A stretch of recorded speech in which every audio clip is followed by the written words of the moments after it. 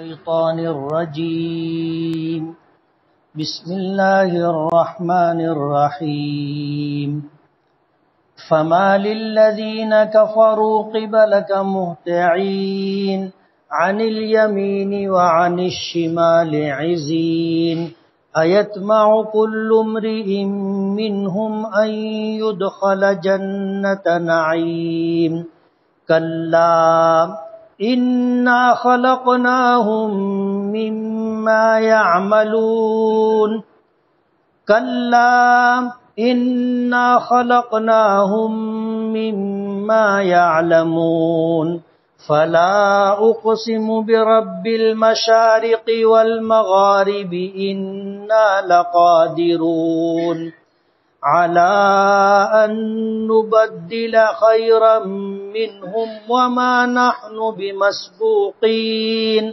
فذرهم يخوضوا ويلعبوا حتى يلاقوا يومهم الذي يوعدون يوم يخرجون من الأجداث سراعا كأنهم إلى نصب يوفضون خاشعة أبصارهم ترهقهم ذلة ذلك اليوم الذي كانوا يوعدون صدق الله العظيم سبحانك لا علم لنا إلا ما علمتنا إنك أنت العليم الحكيم رب اشرح لي صدري ويسر لي أمري واحلل عقدة من لساني يفقهوا قولي پناہ مانگتا ہوں میں اللہ تعالیٰ کی شیطان مردود سے۔ شروع کرتا ہوں میں اللہ کے نام سے جو بڑا مہربان بڑی رحمتوں والا ہے۔ پھر کیا ہوا ہے کافروں کو کہ تیری طرف دوڑتے ہوئے آتے ہیں، داہنی طرف سے اور بائنی طرف سے جٹ کے جٹ۔ کیا وہ لالچ رکھتا ہے ہر ایک ان میں سے کہ وہ نعمتوں کے باغات اور جنت میں داخل ہوگا؟ ہرگز نہیں، بے شک ہم نے ان کو پیدا کیا ہے جس چیز سے اسے وہ جانتے ہیں۔ مجھے قسم ہے مشرقوں اور مغربوں کے پروردگار کی کہ ہم اس پر پوری طرح قادر ہیں کہ ہم بدل دیں ان کی جگہ پر ان سے بہتر لوگوں کو،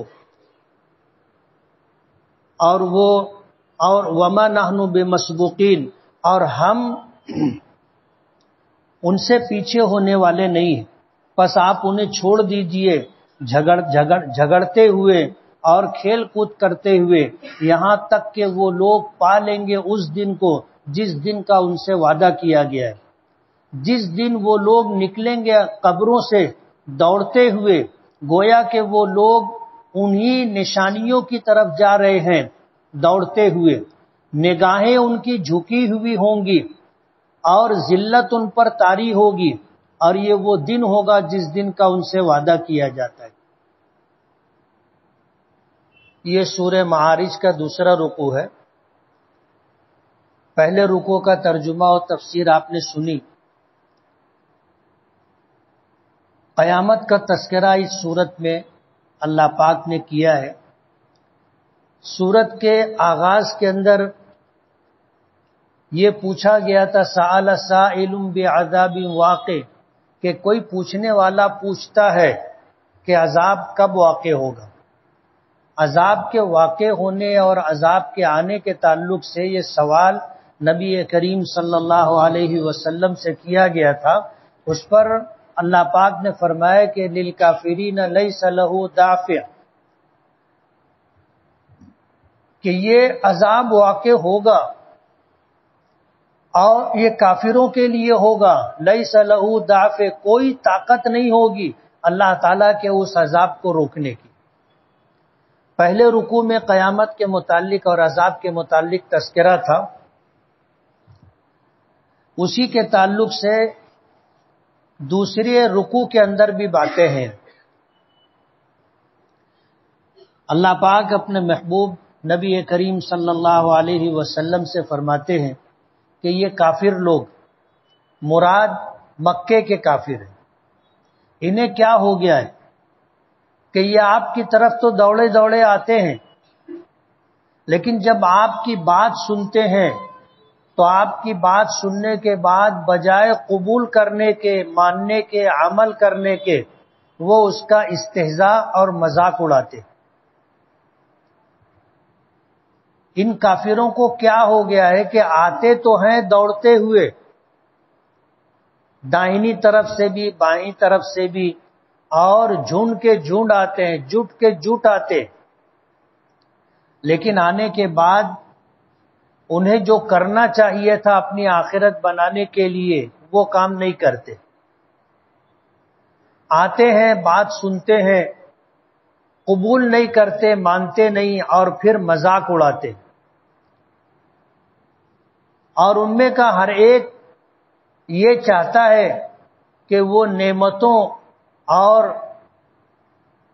نعمتوں کے باغات میں رہیں، جنت میں رہیں، ہر ایک اس میں سے چاہتا ہے۔ اللہ پاک فرماتے ہیں کلا، ایسا ہرگز نہیں ہوگا۔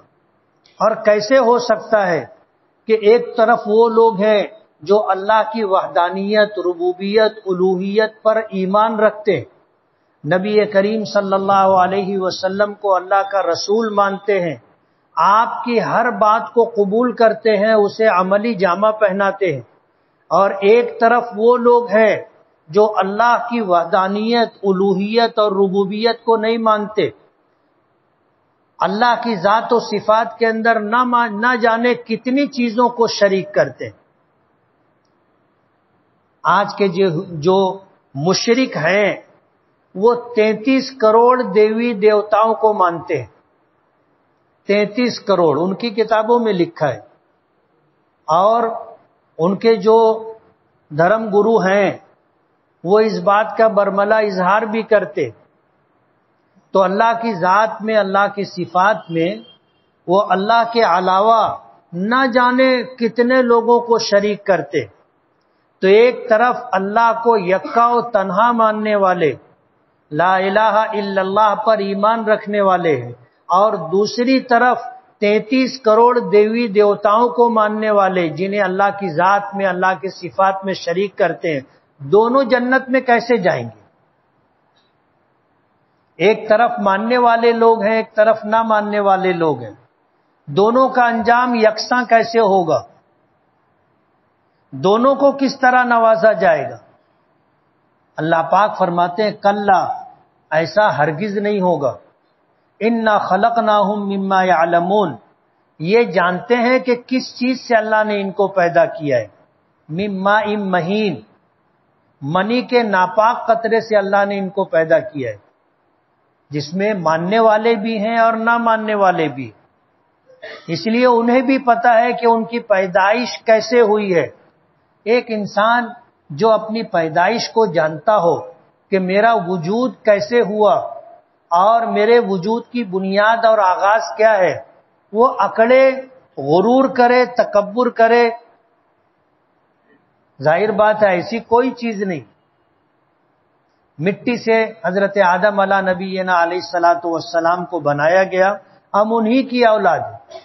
اللہ نے ہمیں وجود عطا کرنے کے لیے نکاح، شادی، تزاوج کا سلسلہ رکھا کہ نکاح کے بعد ایک مرد ایک عورت ملاقات کرتے ہیں، خصوصی ملاقات کرتے ہیں، تو دونوں کے ناپاک قطرے سے اللہ پاک کسی بچے کو وجود عطا کرتا ہے، یہ اللہ کی قدرت ہے۔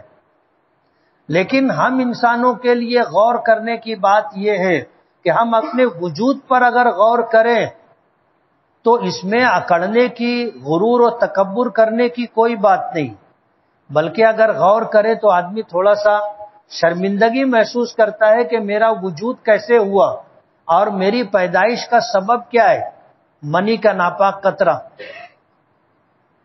لیکن اللہ نے توالد و تناسل کے لیے یہی نظام بنایا ہے، ایک نر ایک مادہ کی ملاقات سے بچوں کا وجود ہوتا ہے۔ تو اکڑنا کس بات پر؟ یہ سب جانتے ہیں کہ ہم نے انہیں کس چیز سے پیدا کیا ہے۔ مجھے مشرقوں اور مغربوں کے پروردگار کی قسم ہے، یہ خود اللہ پاک اپنی قسم کھا رہے۔ مشارق مشرق کی جمع ہے، مغارب مغرب کی جمع ہے، سورج روزانہ الگ الگ جگہوں سے نکلتا ہے اور الگ الگ جگہوں پر غروب ہوتا ہے. اسی لیے کبھی دن چھوٹا ہوتا ہے، کبھی بڑا ہوتا ہے. سورج اور چاند کے نکلنے کی جگہیں مختلف ہوتی ہیں روزانہ، اسی طرح غروب ہونے کی جگہ بھی مختلف ہوتی ہے. اللہ پاک کی یہ قدرت ہے کہ اللہ نے یہ نظام ایسا بنایا ہے کہ جب سے یہ نظام بنا ہے آج تک اس میں ایک سیکنڈ کا بھی تخلف نہیں ہوا. اللہ پاک اپنی قسم کھا کر کے فرماتے ہیں انا لقادرون، کہ ہم پوری طرح قدرت رکھتے ہیں اس بات پر کہ اگر یہ نہیں مانیں گے تو ہم ان کو ہٹا دیں گے، ہم ان کو تباہ و برباد کر دیں گے، ہم ان کو موت سے دوچار کر دیں گے، اور پھر ان کی جگہ ہم ان سے بہتر لوگوں کو پیدا کریں. قرآن کریم میں ہے کہ وَإِن تَتَوَلَّوْا يَسْتَبْدِلْ قَوْمًا غَيْرَكُمْ ثُمَّ لَا يَكُونُوا أَمْثَالَكُمْ. آگے آئے گا کہ اگر یہ لوگ اللہ اس کے رسول کو نہیں مانیں گے، منہ موڑیں گے، اعراض کریں گے، کفر و شرک پر جمے رہیں گے تو ہم ان کو ہٹا دیں گے. یستبدل قومن غیرکم، تمہاری جگہ ہم دوسرے لوگوں کو بدل کر کے لائیں گے. ثم لا یکونوا امثالکم، وہ پھر تمہاری طرح نہیں ہوں گے. تو اللہ پاک یہاں پر اپنی قسم کھا کر کے فرماتے ہیں کہ ہم اس پر پوری طرح قدرت رکھتے ہیں کہ ہم ان کو ہٹا کر ان کے بدلے میں ان سے بہتر لوگوں کو ہم پیدا کریں اور ان کی جگہ دے دیں. وما نحن بمسبوقین، اور ہم اس سے پیچھے ہٹنے والے نہیں. اللہ کے نبی صلی اللہ علیہ وسلم کو حکم دیا فذرہم، ان کافروں کو آپ چھوڑ دو، یہ جھگڑتے ہیں جھگڑنے دو. وَيَلْعَبُوا، یہ کھیل اور مستی میں مبتلا ہیں، ان کو کھیل اور مستی میں مبتلا رہنے دو. حَتَّى يُلَاقُوا يَوْمَهُمُ الَّذِي يُوعَدُونَ، یہاں تک کہ وہ پالیں اس دن کو جس دن کا ان سے وعدہ کیا جاتا ہے، یعنی یوم آخرت. جس دن ساری دنیا کے انسان میدان محشر میں جمع ہوں گے اور اللہ تعالیٰ سب کا حساب و کتاب کرے گا، اور پھر ان کے اعمال اور ایمان کی بنیاد پر ان کے بارے میں فیصلہ کیا جائے گا. آپ دعوت و تبلیغ کا کام کرتے رہیں، آپ کے ذمہ دعوت و تبلیغ ہے، آپ وہ کام کرتے رہیں، منوانا آپ کی ذمہ داری نہیں. آپ ان کو چھوڑ دو، اپنا کام کرتے رہو. زبردستی کسی کو اسلام میں داخل نہیں کرنا ہے، زبردستی کسی کو اہل ایمان میں شامل نہیں کرنا ہے. آپ دعوت و تبلیغ کرتے رہیں، جو مانتے ہیں وہ مانیں گے، جو نہیں مانیں گے آپ انہیں چھوڑ دو. وہ جھگڑتے رہیں، بحث و مباحثہ کرتے رہیں اور کھیل و مستی میں مبتلا رہیں، یہاں تک کہ وہ اس دن کو پا لیں گے جس دن کا ان سے وعدہ کیا جاتا ہے.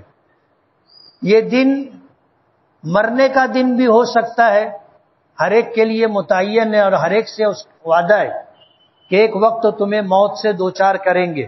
ایک دن ہوتا ہے جب بچہ پیدا ہوتا ہے، اور ایک دن آتا ہے جب وہ موت سے دوچار ہوتا ہے.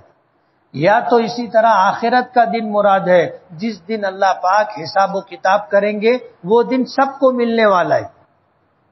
آگے اسی کی تائید میں ہے کہ یوم یخرجون من الاجداث سراعا، کہ ہر شخص اپنی قبروں سے دوڑتے ہوئے نکلے گا. اللہ تعالیٰ جب اس دنیا کو ختم کرنا چاہیں گے، جسے قیامت کہتے ہیں، تو اسرافیل پہلی مرتبہ سور پھونکیں گے جس کی آواز اتنی زیادہ ہوگی کہ پوری دنیا تہس نہس ہو جائے گی، حتیٰ کہ پہاڑ روئی کے گالوں کی طرح اڑیں گے. پہاڑ روئی کے گالوں کی طرح اڑیں گے. آج آپ دیکھو کہ جب دھماکہ ہوتا ہے تو وہ ایک آواز ہوتی ہے،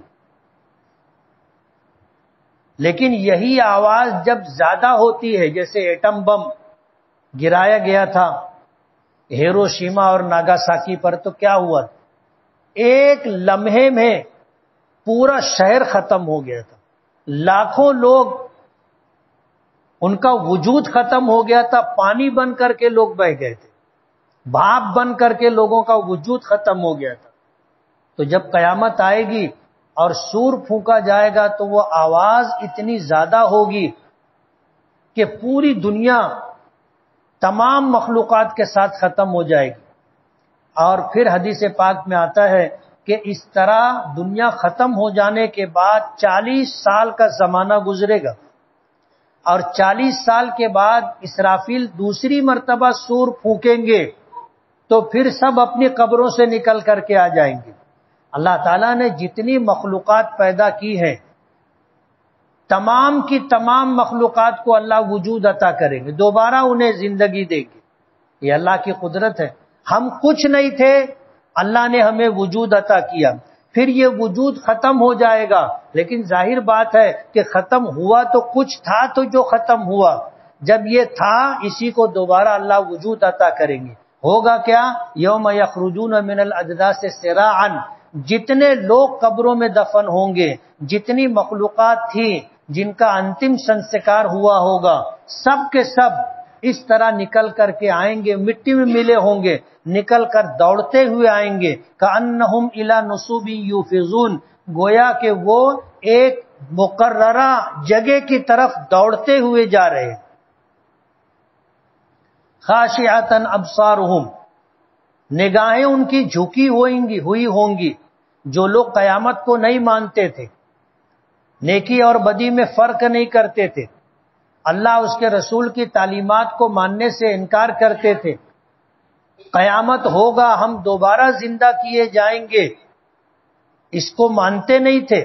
لیکن جب ان کو دوبارہ زندگی ملے گی تو انہیں احساس ہو جائے گا کہ ہم جن چیزوں کا انکار کرتے تھے وہ چیزیں صحیح تھی. انہیں شرمندگی ہوگی. خاشعۃ ابصارہم، ان کی نگاہیں جھکی ہوئی ہوں گے. ترحقہم ذلہ، اور ان پر ذلت مسلط ہوگی. ان کے وجود سے معلوم ہوگا کہ ان پر ذلت مسلط ہے. ذالک الیوم الذی کانوا یوعدون، اللہ پاک فرماتے ہیں کہ یہ وہی دن ہوگا جس کا ان سے وعدہ کیا گیا، یعنی قیامت کا دن. بسم اللہ الرحمن